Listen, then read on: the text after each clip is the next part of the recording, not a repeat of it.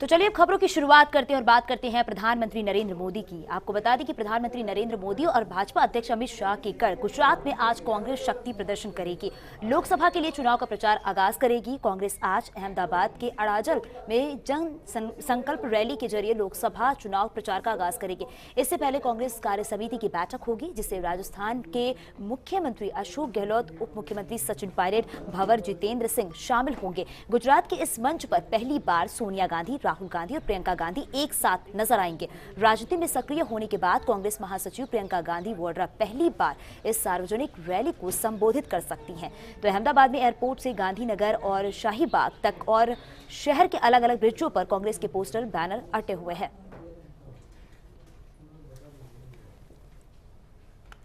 तो कांग्रेस की सभी दिग्गज आज अहमदाबाद में हैं और कांग्रेस अध्यक्ष राहुल गांधी, यूपीए अध्यक्ष सोनिया गांधी, पूर्व प्रधानमंत्री डॉक्टर मनमोहन सिंह, एआईसीसी के महासचिव प्रियंका गांधी और कांग्रेस के वरिष्ठ नेता, पूर्व केंद्रीय मंत्री, मुख्यमंत्री बता दें आपको कि गांधी आश्रम में प्रार्थना सभा में शामिल होंगे और इसके बाद शहीद स्मारक पर पुलवामा आतंकी हमले में शहीद हुए जवानों को पुष्पांजलि अर्पण करेंगे। और इस खबर पे हमारे सहयोगी नरेश हमारे साथ जुड़ गया है। नरेश, जिस तरह से यहाँ पे पहुंच चुके हैं सभी लोग, आगे क्या जानकारी मिल पा रही है आपको?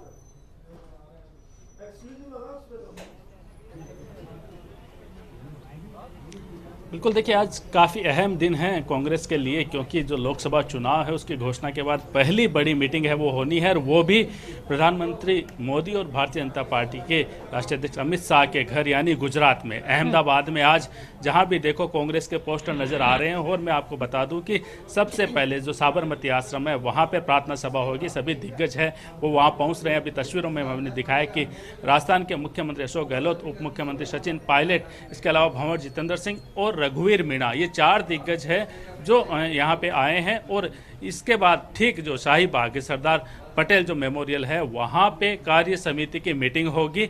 और ये काफ़ी अहम मीटिंग मानी जा रही है, क्योंकि लंबे समय बाद गुजरात की धरती पे कांग्रेस के कार्य समिति की मीटिंग होगी। और बड़ी चीज़ ये है कि सोनिया गांधी, राहुल गांधी और प्रियंका गांधी तीनों एक साथ पहली बार इस मीटिंग में नजर आए हैं। जहाँ तक मैं अहमदाबाद का नज़र आपको दिखाऊँ कि हम वहीं जहाँ कार्य समिति की मीटिंग होगी, सबसे पहले आप देखिए सरदार पटेल की जो मूर्ति है वहाँ पे पुष्पांजलि अर्पित करेंगे। जितने भी नेता है कांग्रेस के वो आएंगे। इसके बाद जो सेवा दल के जो कार्यकर्ता है वो भी यहाँ पे तैयार है, और वो ये कह सकते हैं कि गार्ड ऑफ ऑनर या सलामी जो है वो दी जाएगी। उसके बाद ये वो जगह है जहाँ पे सेवा दल के कार्यकर्ताओं सलामी के बाद में एक ग्रुप फोटो होगा। जितने भी कांग्रेस के दिग्गज नेता है वो यहाँ से उस स्थान पे नरेश, जाएंगे। इस बीच हम आपसे समझना ये चाहेंगे, चूंकि बार बार हम इस बात का जिक्र कर रहे हैं कि प्रधानमंत्री नरेंद्र मोदी के गढ़ में, राष्ट्रीय अध्यक्ष बीजेपी के राष्ट्रीय अध्यक्ष अमित शाह के गढ़ में ये कार्य समिति की बैठक हो रही है, सीडब्ल्यूसी की बैठक हो रही है। महत्वपूर्ण कई बातें हैं यहाँ पे, 58 साल बाद ये बैठक। इसके अलावा हार्दिक पटेल की मौजूदगी रहेगी, वो भी कांग्रेस पार्टी का दामन थाम सकते हैं। इसके अलावा अगर हम महत्वपूर्ण पहलू की बात करें तो प्रियंका गांधी का संबोधन आज हो सकता है। इंतजार लंबे वक्त से, आपको वो दिन भी याद होगा जब पुलवामा घटना हो गई थी, प्रेस कॉन्फ्रेंस होना था प्रियंका गांधी का, वो हो नहीं पाया। तो आज यूं कहें कि एक इंतजार प्रियंका गांधी के संबोधन को भी लेकर।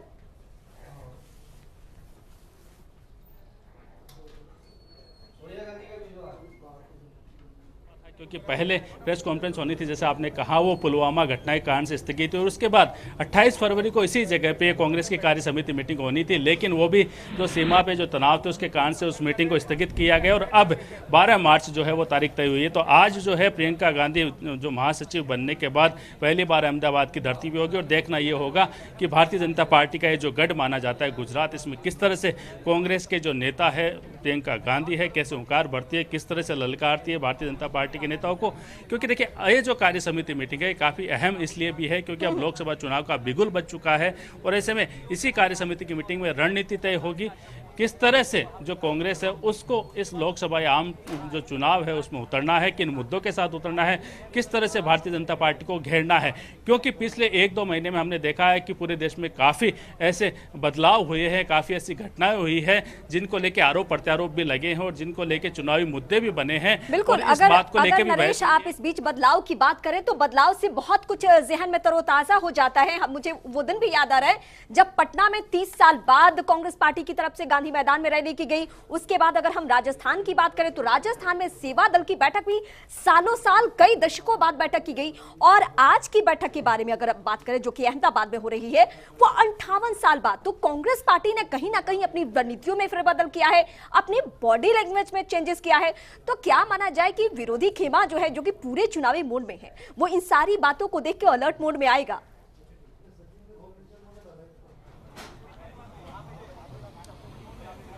बिल्कुल, देखिए रणनीति है वो चुनाव के मद्देनजर ही पूरी बनाई गई है। जैसे हमने देखा अजमेर में किस तरह से जो सेवा दल का राष्ट्रीय अधिवेशन हुआ था और उसके बाद अब चुना गया है अहमदाबाद को। गांधी की धरती, गांधी के आश्रम से सबसे पहले शुरुआत है, जहां पे प्रार्थना सभा की गई और पुलवामा के जो शहीद हुए हैं उनको श्रद्धांजलि है वो देने का कार्यक्रम रखा गया और उसके बाद ही कार्य समिति की मीटिंग हुई। तो अहमदाबाद को इसलिए भी चुना गया है क्योंकि देखिए अगर ये जो भाजपा का गढ़ है उसको ढहाने में कांग्रेस सफल होती है तो कहीं ना कहीं आंकड़े हैं वो बढ़ते हैं। और जहां तक हम विधानसभा चुनाव की बात करें जो गुजरात में हुए थे, तब भी कांग्रेस ने पूरा जो ध्यान इस पर रखा था और राजस्थान के जो मुख्यमंत्री अशोक गहलोत, उनकी अहम भूमिका रही थी। उनकी रणनीति के आगे ये कह सकते हैं कईयों को उन्होंने चौंकाया था और कई ऐसे जो परिणाम भी आए थे। हालांकि कांग्रेस सरकार बनाने में नाकाम रही थी, लेकिन उसके बावजूद जादूगर जो है उनका जादू यहाँ चला था और अब एक बार फिर वो इसी धरती पे है। तो उनकी जो है, उनकी जो राय है वो भी काफ़ी अहम रहेगी। और जो गुजरात की रणनीति बनती है तो मुख्यमंत्री अशोक गहलोत की रणनीति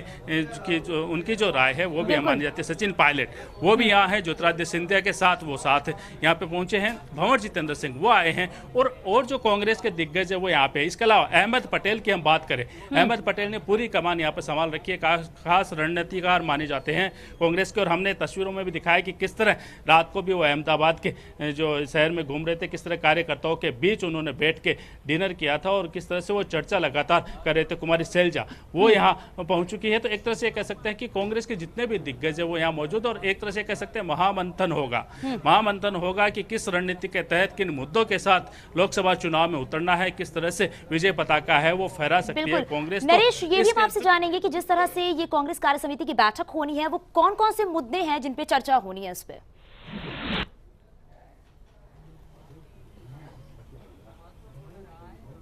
देखिए जहां तक मुद्दों की बात करें तो जैसे मैंने पहले कहा कि भारतीय जनता पार्टी को कैसे घेरा जाए, किन मुद्दों के आधार पर उनको घेरा जाए, ये रणनीति बनेगी।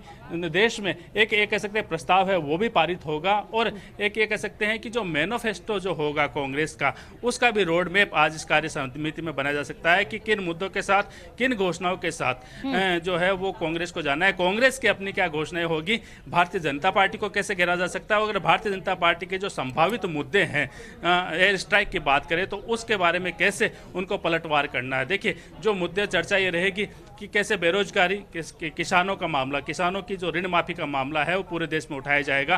कांग्रेस इस रणनीति के तहत जो है वो मैदान में उतरेगी। और इसके अलावा जो जहां तक सेना की बात है, देखिए ये मुद्दा गरमाया हुआ है और बड़ी चीज ये है कि अब कांग्रेस अपने नेताओं को क्या राय देती है, क्या निर्देश देती है कि सेना के मामले पे अगर कोई बोलता है तो उसका क्या जवाब है। हालांकि ये बयान पहले ही आ चुका है कि सेना के नाम पे, सेना की जो कार्रवाई उसके नाम पे कोई राजनीति नहीं होनी चाहिए, लेकिन ये भी हमने देखा है कि राजनीति इसके इर्द गिर्द ही घूम रही है। तो ऐसे में ये सभी मुद्दे हैं वो इस कार्य समिति की मीटिंग में रहेंगे। इसके अलावा पदाधिकारियों की राय भी जानी जाएगी और बड़ी चीज ये है कि कैसे आक्रामक जो है वो प्रचार हो, प्रियंका गांधी की क्या भूमिका हो, किस तरह से उनको अलग अलग राज्यों में उनको नरेश, हार्दिक पटेल को लेकर भी चर्चा कर लें, चूंकि कई बातों का यहाँ पे हम जिक्र करना चाहेंगे। चाहे वो राज्यसभा चुनाव को लेकर जो विवाद हुआ था और उसमें पटखनी दी थी कांग्रेस पार्टी ने, उस दिन को भी हमें याद करना होगा। इसके अलावा भले विधानसभा चुनाव में जीत हासिल नहीं कर पाई थी कांग्रेस पार्टी, लेकिन पसीना छोड़ा दिया था दूसरे खेमे का।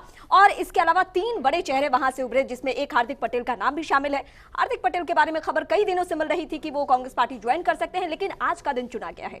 तो आज किस तरीके से उनके मुद्दे को, पाटीदार आंदोलन के मुद्दे को भुनाने की कोशिश होगी और इस मंच से किन बातों का जिक्र होगा, ये भी जरा फोकस कीजिए आप।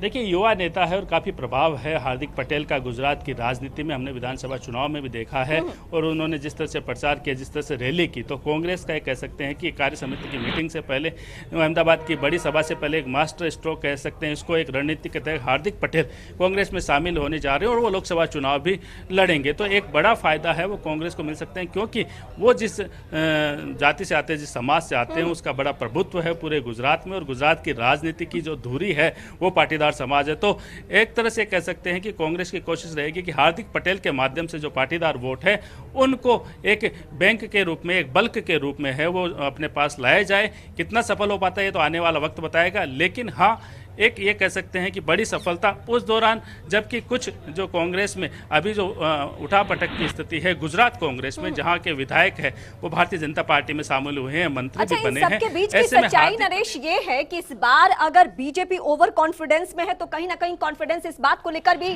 लूज हो रहा है कि अलग अलग राज्यों से उन्हें चुनौती मिल रही है, चाहे वो यूपी की बात करें, बिहार की बात करें या फिर पश्चिम बंगाल की बात करें। अब गुजरात पे अगर हम फोकस करते हैं तो क्या माना जाए कि हार्दिक पटेल जो कि युवाओं के बीच ज्यादा चर्चा में रहते हैं या पटेल समुदाय के बीच चर्चा में रहते हैं, तो पटेल की बहुलता वहां पे तो है, गुजरात में तो है, लेकिन जो अन्य राज्यों में पटेल समुदाय है, क्या वहां भी फोकस रहेगा या सिर्फ और सिर्फ इनको गुजरात में ही घेरने के लिए ये चेहरा खड़ा किया जा रहा है कांग्रेस पार्टी की तरफ से?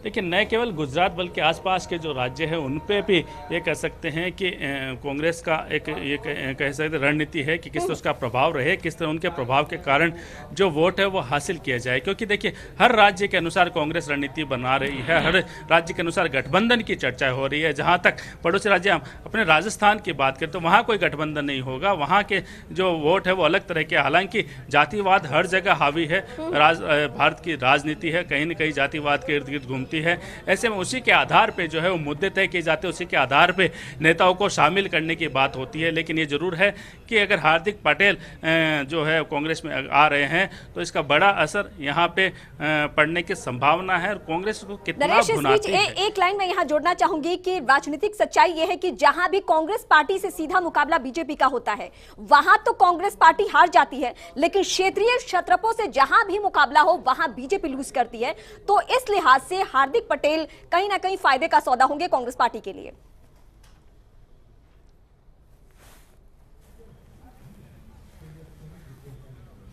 देखिए, जहाँ तक क्षेत्रीय क्षेत्रों की आपने बात की है, हर जो राज्य है उसमें कहीं न कहीं ऐसे युवा या नए चेहरे या प्रभुत्व वाले जो चेहरे जरूर है, जिनका चाहे भारतीय जनता पार्टी हो या कांग्रेस है, हर कोई अपनी तरफ उनको शामिल करना चाहता है और इसी कड़ी में जो कांग्रेस को सफलता मिली है। और जहाँ तक गुजरात की बात करें तो देखिए, यहाँ भारतीय जनता पार्टी और कांग्रेस उसमें बिल्कुल सीधा मुकाबला होगा। राजस्थान की तर्ज पर, जैसे राजस्थान में तीसरे मोर्चे की ज़्यादा संभावना नजर नहीं आती, वैसे ही गुजरात में भारतीय जनता पार्टी और कांग्रेस में सीधा मुकाबला होगा। अब कितने जो सीट है वो कांग्रेस जीत पाती है, कितनी सीटों का जो फायदा है वो हो सकता है, उस पे निर्भर करेगा। हम जरा अपने व्यूवर्स को ये अपडेट कर दें कि सोनिया गांधी, राहुल गांधी और प्रियंका गांधी, इन तीनों की मौजूदगी यहाँ पे देखने को मिल रही है। एक बस में ये सवार है, लेकिन अपडेट आप नरेश यहाँ पे ये कीजिए कि ये बस में सवार होकर कहाँ आगे बढ़ रहे हैं।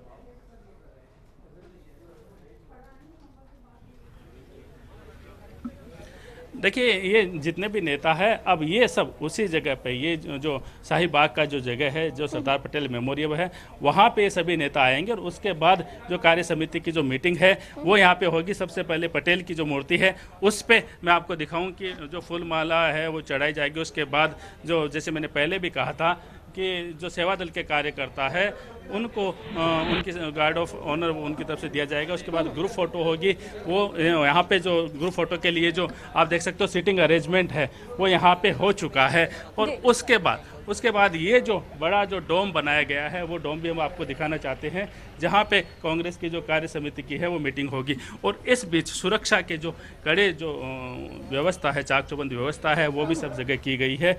और चूंकि राहुल गांधी यहाँ आ रहे हैं, सोनिया गांधी आ रहे, प्रियंका गांधी आ रही है, तो काफी अहम हो जाता है उनका। बिल्कुल नरेश, हम आपसे फिर जुड़ेंगे, लेकिन इस बीच हम जरा तस्वीरें भी अपने दर्शकों को ब्रीफ करते चलिए। तस्वीरें दरअसल बहुत कुछ बयां कर रही है।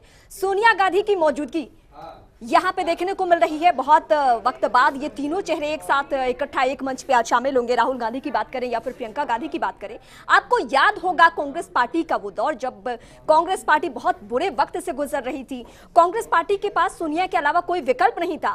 सीनियर लीडर्स पहुंचते हैं सोनिया गांधी के पास और वो कहते हैं कि आप जिम्मेदारी संभालिए, आप कांग्रेस पार्टी को एकजुट रखिए। और वो दौर ऐसा था कि तमाम विवादों को झेलते हुए कांग्रेस पार्टी को फिर से लाइमलाइट में लाया सोनिया गांधी ने। तो ये कद है उनका, भले ही वो तमाम आरोप झेलती रही हो। और आज एक बार फिर से अहमदाबाद में, जो कि प्रधानमंत्री नरेंद्र मोदी का गढ़ है, जो कि राष्ट्रीय अध्यक्ष अमित शाह का गढ़ है, वहां पे सोनिया गांधी की मौजूदगी, वहां पे प्रियंका गांधी की मौजूदगी और राहुल गांधी की मौजूदगी और इसके अलावा सीएम अशोक गहलोत, अविनाश पांडे, अहमद पटेल, ये तमाम बड़े लीडर्स की मौजूदगी कहीं ना कहीं जो सियासत के जानकार हैं वो इसका विश्लेषण वो अलग तरीके से करेंगे, क्योंकि ये भी वक्त जो है वो कांग्रेस पार्टी के लिए ठीक नहीं है। लेकिन जितने दावे किए जा रहे हैं, जितनी बैठकें हो रही है, उसको देखकर आप समझ सकते हैं कि कांग्रेस पार्टी भी बखूबी इस बात को समझ रही है कि उसको ज्यादा कॉन्फिडेंस दिखाना है, अपनी रणनीतियों में तब्दीलियां करना है। और यही वजह है कि सेवा दल की अजमेर में बैठक होती है, यही वजह है कि पटना के गांधी मैदान में 30 सालों बाद रैली करने की स्थिति में कांग्रेस पार्टी आती है।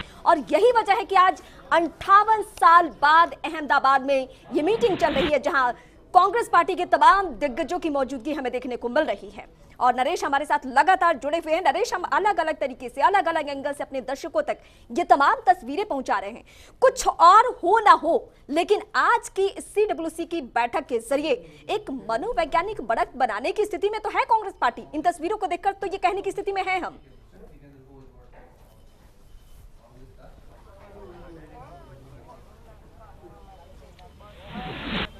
बिल्कुल, देखिए, जहाँ तक आपने बात की कि सोनिया गांधी की जहाँ तक बात की, तो एक बार कह सकते लंबे समय बाद फिर से उनका चेहरा आज जो है वो सामने आ रहा है, एक बड़े मंच पे आ रहा है। और कार्य समिति मीटिंग है और उसके बाद जो विजय संकल्प रैली है उसमें देखिए, ये इस बात से इनकार नहीं किया जा सकता कि कांग्रेस की जितनी भी रणनीति है, जितनी भी कार्य योजना है, उनके बीच सोनिया गांधी का जो दिमाग है वो जरूर रहता है। और उनके बिना यहाँ पे ये कह सकते हैं कुछ भी, एक पत्ता भी हिलना असंभव है। हालांकि राहुल गांधी जो है उनके हाथों में कांग्रेस की कमान है और काफ़ी सोच विचार के बाद, काफ़ी इंतजार के बाद उनको कमान सौंपी गई थी। और काफ़ी इंतजार के बाद ही जो है प्रियंका गांधी, उनकी भी कांग्रेस में एंट्री हुई थी, सक्रियता उनकी आई थी। तो अब ये पहला मौका होगा जब तीनों, सोनिया गांधी, राहुल गांधी और प्रियंका गांधी, तीनों एक साथ नजर आएंगे। तो एक तरह से ये कह सकते हैं कि एक बड़ी रणनीति के तहत जो है वो कांग्रेस है वो ये काम कर रही है। और जिस तरह से दिग्गज नेता गुजरात की धरती पे, मोदी और शाह की धरती पे जिस तरह से आज हुंकार बढ़ने जा रहे हैं, तो देखना ये होगा कि इसका कांग्रेस को आने वाले लोकसभा चुनाव में कितना फायदा मिलता है। और मैं एक बार फिर दिखाऊं कि देखिए आपको तस्वीरों के माध्यम से कि कुछ ही देर में जो है वो यहाँ पे जो कांग्रेस के जो दिग्गज नेता है, राहुल गांधी, सोनिया गांधी और इसके अलावा प्रियंका गांधी और मुख्यमंत्री अशोक गहलोत, सचिन पायलट, ये सभी दिग्गज नेता यहाँ पे पहुंचने वाले हैं। और आप तस्वीरों में देख सकते हैं कि कांग्रेस से भी बिल्कुल से अब एक्टिव मोड पे, जिसको कह सकते हैं, वो आने वाले हैं। बिल्कुल नरेश, जिस तरह से प्रधानमंत्री के गढ़ में आज चुनावी हुंकार भरने वाले हैं राहुल गांधी, प्रियंका गांधी, सोनिया गांधी, तो क्या इसका चुनाव में फायदा मिलेगा, नहीं मिलेगा, लोगों की क्या प्रतिक्रिया मिल रही है? और जिस तरह से अभी थोड़ी देर में रैली भी होने वाली है, तो उस रैली में कितने लोग शामिल होने वाले हैं?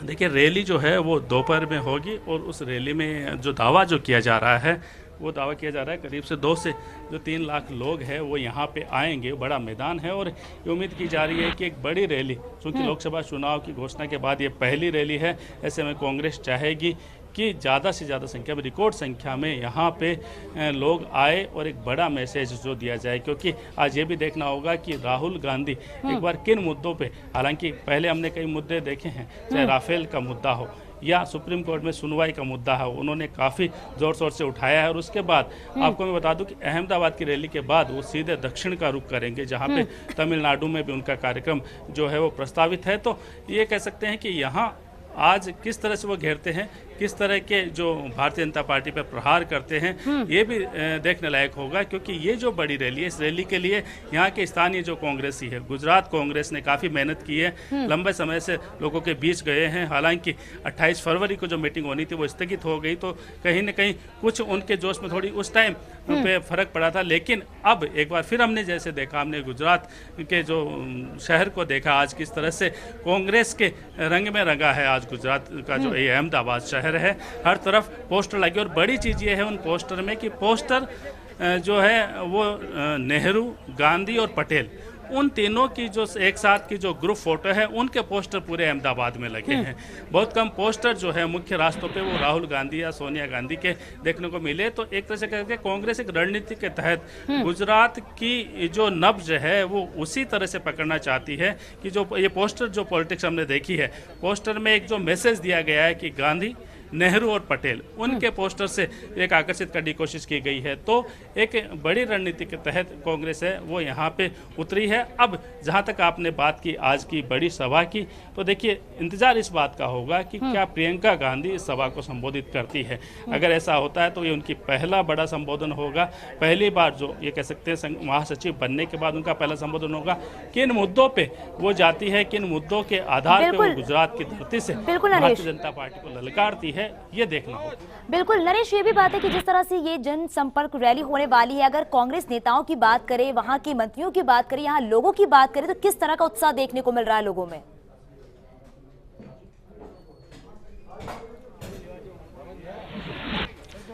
बिल्कुल, देखिए यहाँ जैसे मैंने पहले कहा कि चूंकि गुजरात को अमूमन जो है भारतीय जनता पार्टी का गढ़ माना जाता है, परंपरा जो ये रही है, लंबे समय से भारतीय जनता पार्टी का यहाँ राज रहा है। ऐसे में इस रैली को लेके कांग्रेसी काफी उत्साहित है, क्योंकि विधानसभा चुनाव में कांग्रेस ने काफी अच्छा प्रदर्शन किया था।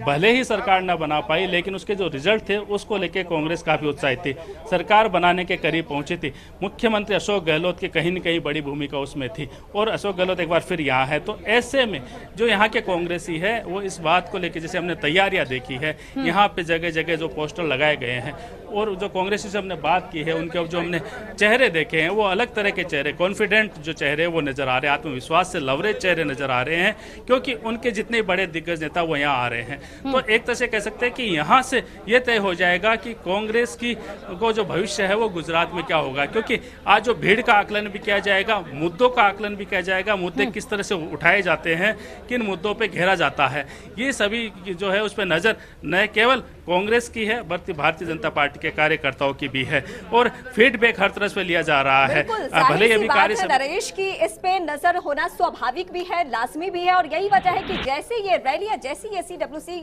की मीटिंग खत्म होनी है, उसके बाद बीजेपी की तरफ से प्रतिक्रिया भी आएगी। लेकिन इस बीच जब मैं आपको सुन रही थी या जब तस्वीरें देख रही थी, तो उसमें एक बात नजर आई कि यहाँ पे सरदार पटेल की भी तस्वीर लगाई गई है पोस्टर में नेहरू जी के साथ। और तो क्या हम उम्मीद करें, नेहरू और मौजूदा वक्त में पटेल की प्रासंगिकता राजनीति में देखते हुए आज इन बातों का जिक्र होगा, या कांग्रेस पार्टी पटेल को लेकर उस तरीके से बयान देगी जिससे लगे कि आप सिर्फ बीजेपी के नहीं है बल्कि कांग्रेस पार्टी भी पटेल को उतना ही मान सम्मान देती है?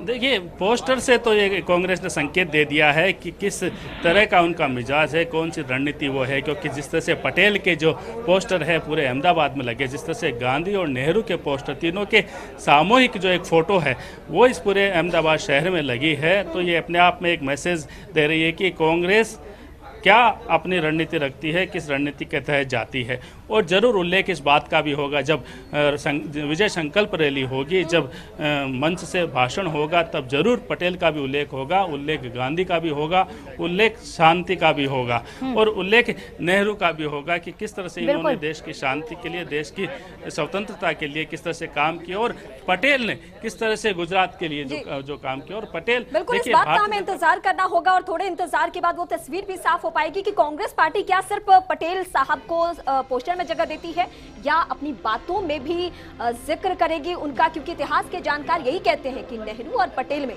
दूरियां तब नहीं थी, अब दिखाने की कोशिश की जा रही है मौजूदा वक्त में राजनीतिक लाभ लेने के लिए। यहाँ रुकेंगे बहुत ही छोटे से ब्रेक के लिए, लेकिन